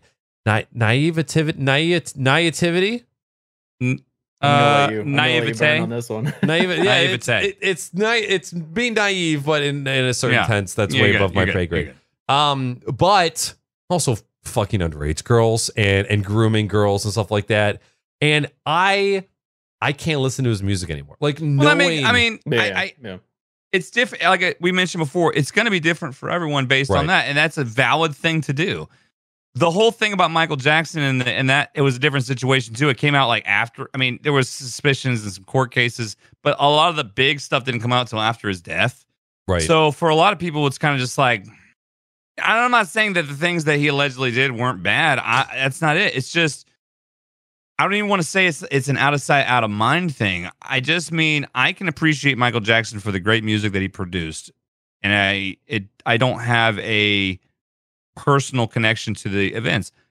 Now, with that being said, some of those people that he probably abused and allegedly abused, I don't think they're jamming out to any Michael Jackson. No, you know what I mean? Probably can't. And it's hard sometimes to separate the art from the artist depending on the situation. Look. Here's another. What about Kevin Spacey? Ooh. You want to talk about fall from grace? Damn, that dude was freaking top of the world, right? Yeah. And then, so I need to go back because I thought I recently read, and I'm not putting this out into the world. These are not my words. These are just my interpretation. There's a couple of YouTube videos of him recently in court where a lot of people had dropped the charges mysteriously. And it seems like a lot of the stories were maybe not true, like the accuser stories. I don't know if that's 100% across the board kind of thing, but it seemed like the world was not against him as of recently, but I need to kind of go back. But at the same time, it's like, fuck, not you, Kevin. Yeah. It's one of those things. And we're using big name examples, but they're all over the place. If you're talking about the Me Too movement, there were a lot of people. I didn't see anyone that I was following individually that showed up on that. All the accusations that came out, but there were plenty of people that I knew of. Sure. And that just blew my mind, man. Just, I am still coming to grips with just how bad things have been for a long time for women. Yeah. I've been, well, not to beat the dead horse. We had the whole we're white dude male conversations. We've been blinded by a lot of this. Right. And have unfortunately even been not necessarily active participants, but I will say that I've been a inactive participant by not calling out the behavior of people that I know. Sure. Just by association. And even my own self making, some dumb, stupid comments and things in the past. But at the end of the day, people are flawed, man. People are people, right? If you no matter who your role model is, they still put their pants on one leg at a time like everybody else. They still brush their teeth. They still have raging shits on occasion after too much Taco Bell. I mean, and I think that's what they're people. That's a piece of it. That's a piece of it too. I think that obviously we've seen a lot of like stuff with like statues being torn down, right? Like people are all pissed off about Winston Churchill, right? For instance, obviously, he said some shit, but at the same time, it's like I think when we idolize people, right, and I don't know how we do this as a society, but like as we idolize people, maybe part of what we do when we idolize them is that we also explain their flaws, because I think that that would really, play a solid part in, like a young person looking up to these people to realize that, they're not going for they're not going to be perfect, right? Because they're going for an image that is, you're separating the art from the artist, and you're trying to pursue the piece of them that was great, but maybe, deter yourself from the things that were negative, right? Because I think like as a kid, you're looking up to all these people, right? When I was younger, I was looking up to, whoever it was, and you think that they're perfect, and then you try to model yourself, and then you quote sin, and you make a mistake, and then you're like, oh fuck, I'm over. Like this I've made a mistake. I can never, reach the perfectness of this other person, right? That's a very real problem with young people today. Oh yeah. They have a really hard time handling making a mistake and being able to overcome that. I know it's every generation has their own different things to deal with, but as someone who's around young people a lot, with my job, I see it all the time, man. That's a really, you hit the nail on the head there, dude. Yeah. It's a tough thing. Like, how do you idolize someone? And it comes down to every single one of these celebrities, right? Or these famous people, right? Like, you find one terrible thing that they said or did, and then you want to tear down their statues and completely forget all of the good and great that they did, and the fact that maybe you wouldn't exist if they hadn't existed, right? Or done what they did. There's some of that stuff that I'm glad is coming down, but there's some stuff too The stuff in the Confederate stuff, fuck that shit. But Winston Churchill, like tearing down a Winston Churchill statue in my eyes would be similar to tearing down a George Washington statue. Right? Like George Washington owned slaves. Okay. So, what people and you have to understand too at the time, this is where I'm not saying it was the right thing, but it was a commonplace thing to do. It wasn't right at all. So, and to think that George Washington was probably the best choice at that time, kind of puts things into perspective. Of what people were like back then. It was a different. It was different, and have things improved since then? Obviously, yes. Are they where we want them to be? No, they're not, and that's why we have podcasts like this, so we can solve the world's problems one sentence at a time, baby. Remember, Crocs and Hot Pockets. It's gonna taste like shit, but just keep licking. I'm gonna shoot this NyQuil, and then I'm gonna take a pee, and then we're gonna do some Q&A real quick, because I think it's probably a good idea for my health. Here. No, that's perfect. The influence. Guys ever shoot a couple trip fucking before? NyQuils, my guy. Yo, did you know if you drink enough of this, you go to outer space? Really? Like it? Ooh. That's a good one. Remember, spitting on some scissor. Y'all ever robo trip before? Dude, it's crazy. Spitting on some scissor. Just being a little bit sick. Everything that I put in my mouth, I think, am I tasting this to its full potential? Like, do I taste 100% of the things that I'm eating? See, that's gotta be scary too, because with COVID, it's like one of the symptoms is you can't smell or taste shit. Like that's one of the most common symptoms. Yeah. So like if you lose, and that happens to me a lot. If I get a cold, I'll lose my sense of taste. Like I don't have much at all. So I could see how now like a common cold could maybe cause me a panic attack. Have either of you been sick yet throughout all this? Fuck. I've not been sick. No. Okay. I've not been sick. A few days into like the panic when people started freaking out, I had this really bad headache that like caused me to literally like forget how to breathe. Like my headache was so bad that I started manually breathing and I couldn't breathe. Like I couldn't I couldn't think in my mind how to breathe. That was and it was me. Like, yeah. But I did that was one of the things, and I was like, oh, that's crazy. But it turned out that I just drank a fuck ton of caffeine, like a magic fuck ton. Yeah, I did that. I was meditating, and then I started realizing that I couldn't take deep breaths for the rest of that night. I was focusing on just breathing, and even like now, like as I was drinking the whiskey, I'm like, why is this whiskey going down like so easy? And then I forget there's a massive ice cube in there that's diluting it, and it's like, oh, dude, it's fucking with me a little bit. I had a little bit of like I don't want to say a panic attack or even an anxiety attack, but when I woke up and I knew that I was getting sick, I'm like, fuck, please, God, no. So I'm gonna go take a pee real quick. If I don't come back, 911. I'll just call Weenie. He forgot how to pee, and his bladder erupted. So what do you want to talk about? Oh, there was a bunch of new releases for games on console. It's a good time to be a console gamer right now. I'm actually planning on playing that game, Carrion. How do you spell it? Carrion. ION. It's on Xbox Game Pass for PC and console. Carrion. Oh, it's on Steam too. Mm-hmm. Oh, it's a nice little platformer. Kind of like it's cool, man. It's supposed to be really good. There's a game called Fall Man or Fall Guys or something like that. Oh man, everyone's been talking about it. In fact, there was someone in my community that offered to give me a key. I said I was going to check it out, and I forgot to watch the trailer.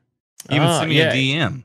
So you were talking about Mario Party a little bit earlier, but it's kind of like, imagine Mario Party with all the mini games, but it's a battle royale. So you have to there's 60 people that start, and then you go through a bunch of mini games, and they get eliminated as you go. Hold on, back up. This game? Yeah, Fall Guys. Yeah. There's 60 people? Yeah, it's a battle royale, but it's like a Mario Party battle royale. So 60 people start in a lobby. Then you go through one game mode, right? Like one, what were you calling Mario Party? Like mini game. So you play a mini game. Yeah. 30% of them get eliminated. Then you go to the next one, and then they get eliminated, and then it goes down to like the top 10 people, and they race to capture a crown. That's cool, man. It looks great. It looks super, super fun. It reminds me of Human Fall, or is it Human Fall Flat? It's Fall Guys. Yeah. Fall Guys. What was the other game that you and I played way back in the day? The only time that we've ever played a game together. I think it was like either Human Fall Flat or like the other one by that company. Yeah, it's a lot like that. Yeah. So it's like that, but it's like a Mario Party type game, and it's actually pretty. Knackers, are you high? I'm trying to fucking sneeze. God damn it! Oh, he forgot how to sneeze, guys. Oh my god! He forgot how to sneeze. You just have to inhale through your nose. Just breathe. Blow it out your mouth. When I tell you that I have a legitimate problem of getting to 90% of sneezing and then it going away, like dude, it happens to me all the time. I don't sneeze more than I sneeze. That is not a unique problem. I'm sorry, you're not special. So for all the audio suck it up. Audio listeners, Knackers is crying right now. He's crying. I'm so fucking distraught. Okay, but and I know that I've told you this, but there was a time in my life where I couldn't sneeze. It was literally months of getting up to that point. Like, God, that sounds so terrible. It was, yes. Gosh, it was. Did you have to go to the emergency room? No. Did you go, doctor? I can't sneeze. You're a freak of nature, Knackers. Make it stop! I can't sneeze. Terrible. Is that what you did? Did you go to the ER? Did the ambulance come? Did the ambulance come, Knackers? Oh, I can't sneeze. Oh, don't cry, baby. I can't sneeze. I can't sneeze. I wonder if anyone has that problem with coming. Like they get to like. Yes, I mean, that one, you could be upset about that. Yep. Yeah, that's something that you could cry about. Yeah, you can cry about that. I used to have a friend. It wasn't that he would get up to the point of coming and then just. It was just like he could never just get to that point. Did you try to help him with that, or did you put some makeup on the next time? Did it help? That's for a different podcast, and y'all know that. That's for my non-main podcast. Okay. All right, got a couple questions here. By the way, thank you for giving me your guys' opinions on those other two. I know I kind of took over the podcast tonight with things I wanted to talk about. I didn't really have a lot to talk about aside from me playing Battletoads for the last 2 weeks. So we've been doing the same shit over and over again. Okay. Hey, Nat, when you were gone, we were talking about just lightly console releases. There was a panel or some show that showed a bunch of new console games coming out. I was wondering if you were interested in any of those. Yes, because that's the first thing that I think about when I wake up in the morning is what console games am I going to look forward to? You know what? Why don't you guys just suck my balls? How about Listen, I have a good amount of consoles in here. I got a Switch. I got a PS4. I love how you say cancel. I'd stop making fun of my tech. It's a cancel game. Like a what? A console? Council. A council. Like a council is like something you meet at. Right. Like a the Jedi Council of Trust. Right. Yeah. Also that's what it sounds like you thing. say. I have council games. I'm going to need some counseling after this one. Yes. We all do. And councils and councils and councils. All right. Questions away. The first question. This one's from Noble. Are you guys excited about games anymore, or has E3 and gameplay reveals ruined all hope for things since more stuff gets changed and most games are different at release? You know what I get excited about are things like the Unreal 5 engine releasing, like seeing what the next level of gaming could look like. I get excited about those. Or seeing how like they introduce new types of ray tracing or new light shafts and ambient occlusion and all that stupid shit that people don't really care about. But it just turns out to like make games better, I think, to a certain extent. They were more realistic looking. But yeah, besides that, like, I don't know, watching E3, it's kind of like an hour of me getting super excited and being like, oh yeah, yeah, yeah. And then it's like, okay, there was nothing that was actually any good. And then you play them and you're like, okay, this looked like a good game, but literally it's just carrying a baby on your back with a ladder that you climb mountains and just drive around. Which turned out that was such a weird ass game. That game sucked, man. The gamer in me still gets excited, but the guy who's done it a million times, I've experienced a million E3s and a ton of things. Like, I don't fall for the hype train stuff so much anymore. It's cool to see what's coming up, but I guess to answer the question, it doesn't hype me up near the way it used to. It's fun to speculate, but a lot of the stuff that they release is usually like half the time there's not even any gameplay. Like the whole I'm not really into shooters anymore, so like I used to really love, like, I'm not super excited about Halo. I'm glad that people are. I'm not upset about it. I'm not saying don't be excited. I just, the only thing about the whole Microsoft thing from the other day that kind of excited me was a Fable reveal, because it's kind of a surprise. Yeah. But even that, they didn't show any gameplay. It was just a cinematic trailer. And, what was it? 2 years ago at E3, they showed that, Elder Scrolls 6. They haven't shown jack shit since then. Right. So it was like a landscape cinematic. Yeah. Video. It's like, okay. They basically said, well, we're years away from this game happening. I just, honestly, there's so many games. I have a PS4. I have a Xbox, which is essentially like a PC anyway. I have a Switch. Honestly, I just want to play games. There's so many games that are coming out right now every month, and there's so many games that are on my backlog of games to play that I am just inundated already, and I don't care. Like I've got the greatest problem in the world, which is I have tons of great games to play and not enough time to play them in. Yeah. So for me, I just think it's cool to learn what's coming out, but I don't get wrapped around the axle about it anymore. Not enough mental bandwidth for it all either. Yeah. Yeah. I bought Kingdom Come Deliverance on the Steam sale. And I have that, which is like a story-oriented game that's like medieval. And then there's Mountain Blade, which is like a medieval simulator where you just start as a peon and you make your way up and shit can happen.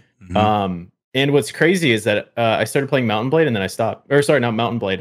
Kingdom Come. I started playing it and I was like, okay, fuck this. Like, this is taking way too long. I'm just gonna like play Mountain Blade for what I like, and then maybe I'll come back to Kingdom Come every now and then. That sucks when that happens. When you're kind of excited for something and you play, you're like, oh man, well, this is nothing like what I thought. You're like, I just wish I could just like hack 50 dudes into pieces in a battleground with a sword. And then I'm like, I could do that in Mountain Blade, so I'll just do that. So I think like small developers nowadays do better things, like make better games that are tiny, like a little, not like an entire game like Grand Theft Auto 5 where there's a billion pieces of detail, but just like one little fundamental thing that you enjoy about it, and then you play it for that, and then you switch to another game with like another little thing that you enjoy about it. So I've been kind of doing that a little bit more, where like WoW is the complete opposite of that, where you just try to find something fun to do there, but you just waste like your life. Oh, God. Yeah. I think most of my community knows my stance on these types of things. I try and not get hyped for anything. I mean, when things are announced, they don't release for years. And like Noble said in his question, they're changed by the time they come out, or things are a little bit different, or things were I've kickstarted one item. Yeah. It's still not out. Yeah. Don't pre-order anything ever. It was 6 years ago. I had something that I kickstarted, and it must have been like 8-9 years ago. And I just looked back at Kickstarter maybe like 2 years ago or a year ago, and it was this HUD thing that pops up on your dash where you put your phone and it reflects your phone screen, so you can see it as like a drivable HUD, so you can see like your speed and everything on like on the glass. Never got it, and I spent like $70 on it. Weenie's got a great Kickstarter story that she probably won't share because of the sheer embarrassment. that would befall her. Post it in Discord then. Post it in Discord. Yeah, there you go, Weenie. You got a story to share in Discord, okay? Yeah, post in Discord. At me, please. At me, Weens. Speaking of role models, I think when it comes to video games, I'm not a great like role model video gamer. You know, I don't think anybody should be looking to me for my hot takes on video games and like what's like. I'm not always talking about what's the next best thing that's coming out. What's the hype of the day when it comes to video games? I wait for them to fucking come out and then I play them and I just go from there. Next question from Bearded. Knackers, how good is the new case? I got a new PC case and it is dude, it looks sweet, amazing. I love it. Looked like you had like a traffic sign with the LED lights. Yeah, the three fans, like the red, yellow, green. That looked cool, man. Yeah, it really looks nice with your skin colored socks. Mm-hmm.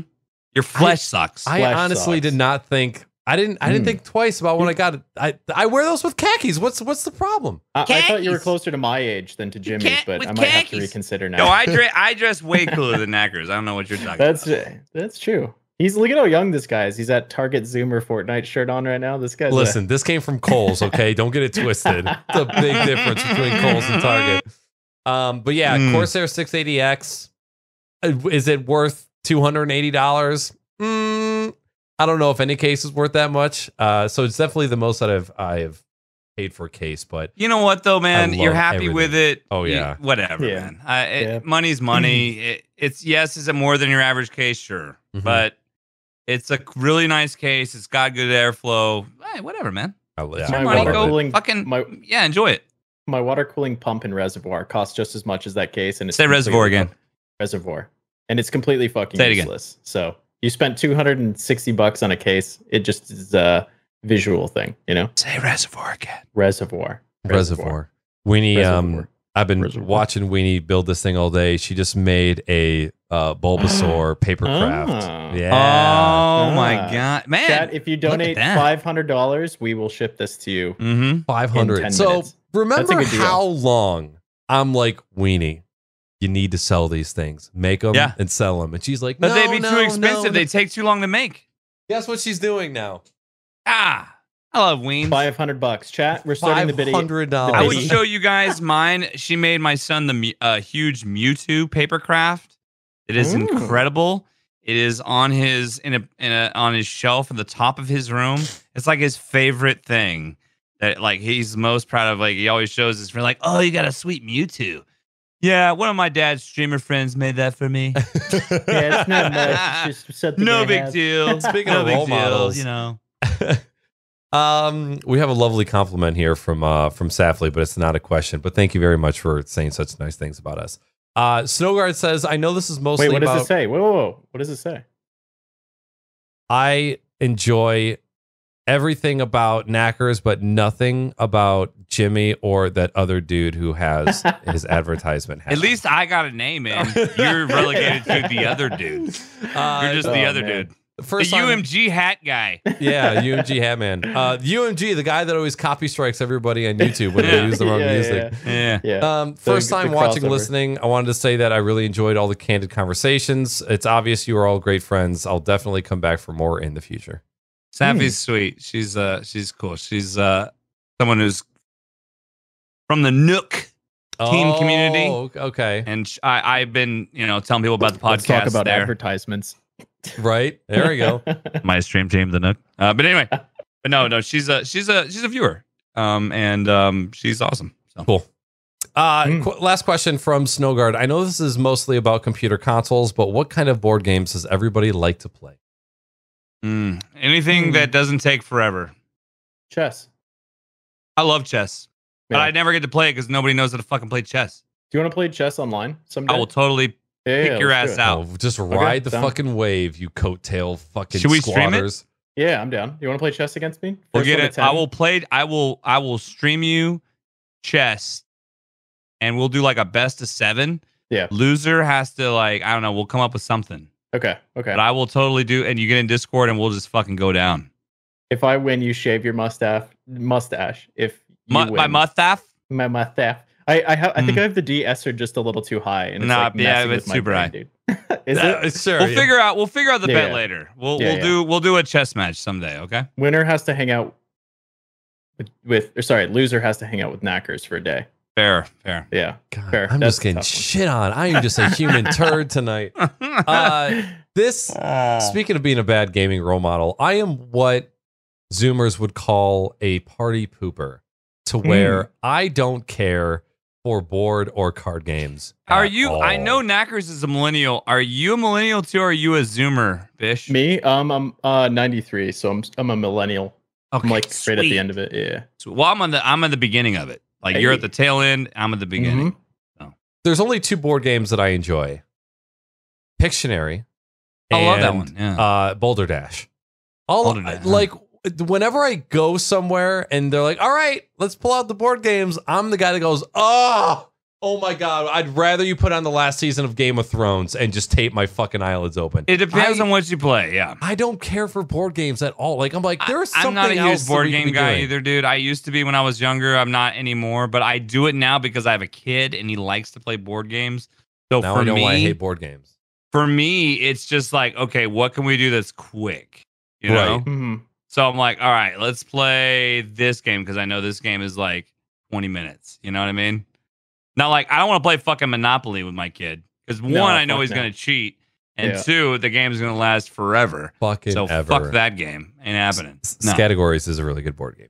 So there's a couple out there, but all of my experiences for playing board games have all just been ruined by shitty events or shitty experiences. Where it's No, just that's like fair. it's the last thing that I want to do when I hang out with people.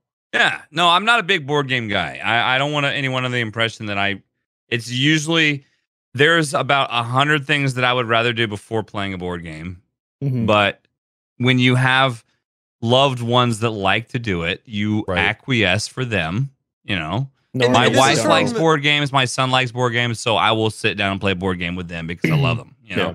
I grew up playing Star Wars and Pokemon cards, Hero Clicks, Warhammer. Like I did all of that shit. And then just one day I'm like, you know what?